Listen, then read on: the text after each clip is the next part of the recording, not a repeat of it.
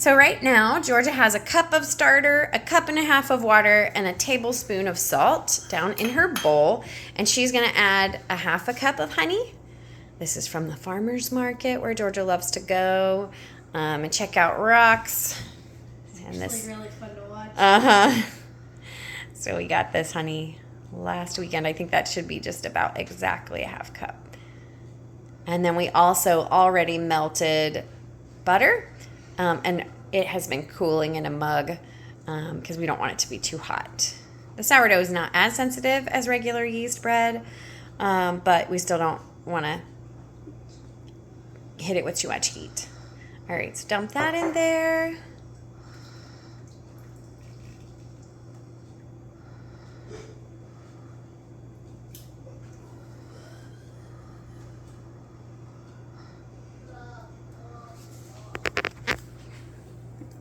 This is King Arthur Flour's recipe. It's foolproof. It's wonderful. Then I have the butter. Yep, just the butter's in this mug.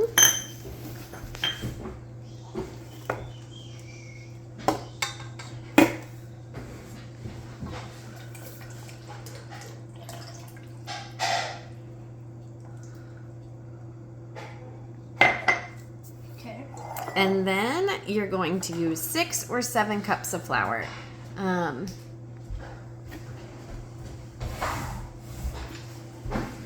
Awesome. This is bread flour. You can do this with all-purpose flour. Oh. Okay. Lena, will you grab the bread flour, please? You can do it with either. So she's going to start out with all-purpose flour and switch.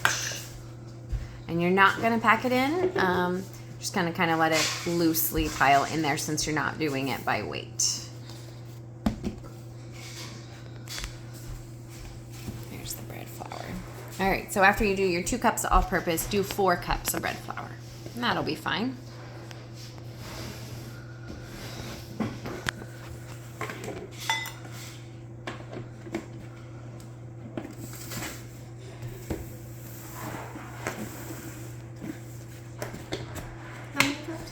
You need 4 more cups. We're going for a total of 6, maybe 7 cups. Is this a cup? That is a cup.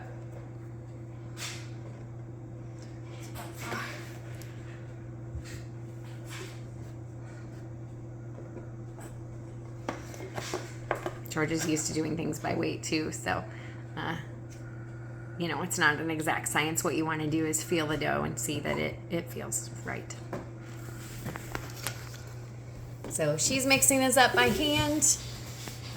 It's going to start out like a shaggy dough as well, and we're going to check that it does pull itself together.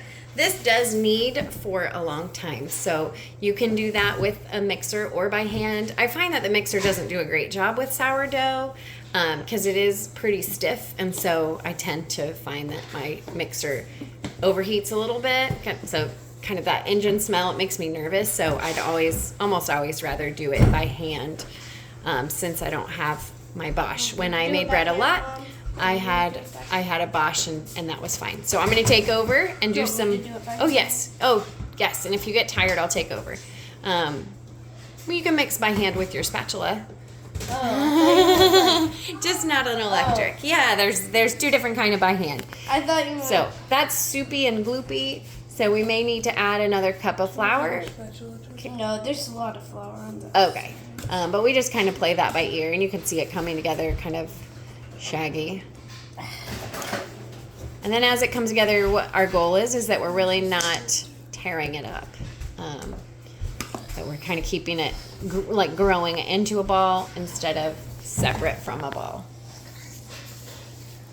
I'm sure you'll get to take a turn too. I think everybody's going to have to take a turn if the kids are going to need this. So she's doing a great job. She's working it from the outside to the inside, trying to work in that extra flour and get things to come together into a ball.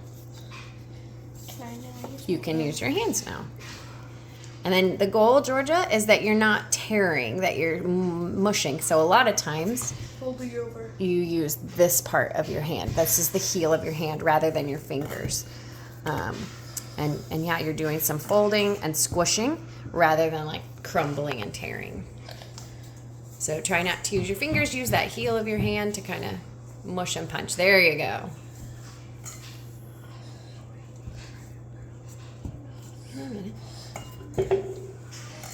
And so this one is a kneading recipe, so you actually are supposed to knead for about 10 minutes. I usually set a timer for that because it is a lot longer than you think, but it's not hard work at all. And if you shortcut the kneading, it's not a big deal. The goal is that you make sure that the gluten's developing.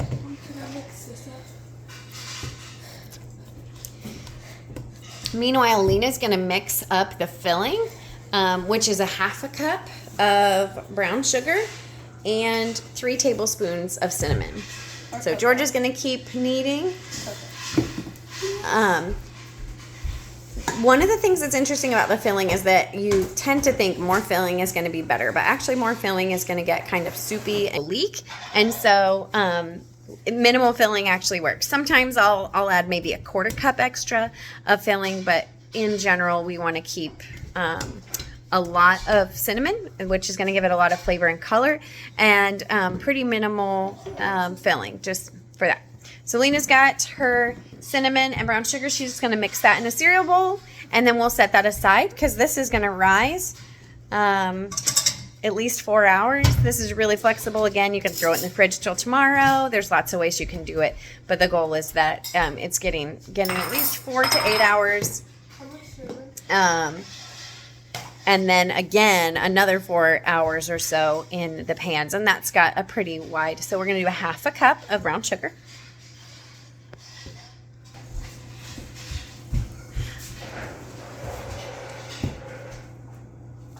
Hey, honey, just scoop it into here. Just scoop it into that. Just don't put the honey one in. Just scoop it from, and it's not an exact science either.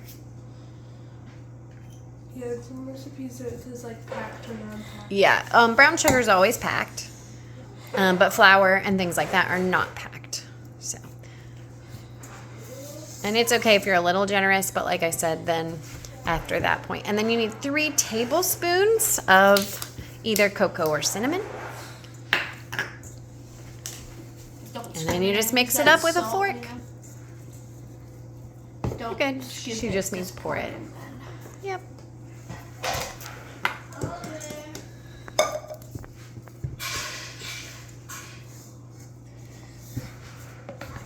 Oh, there's one of our tablespoons.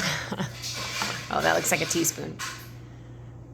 So 3 tablespoons. That's going to be 9 teaspoons. One and the other. Okay. And so you can just do that. You can eyeball it. It's not going to hurt to have more or less.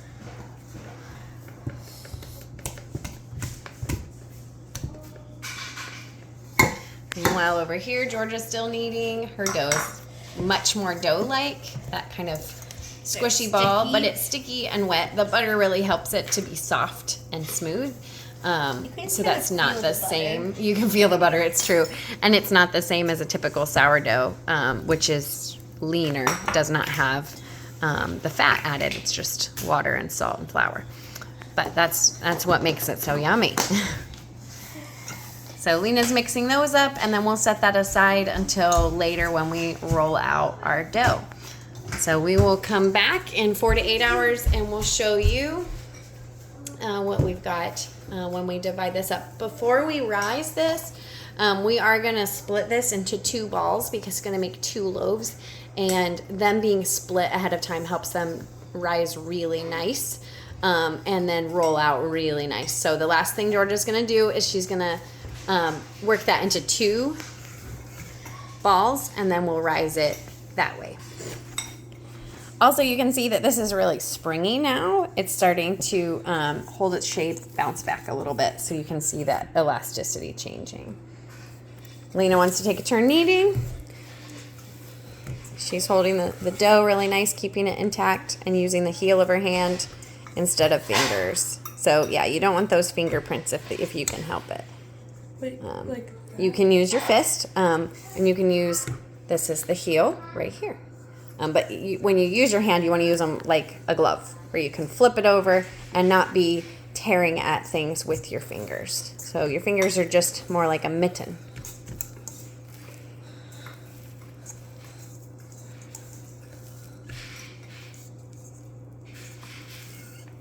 There you go. And smush. Just yeah, don't give it a massage. There, smush and fold.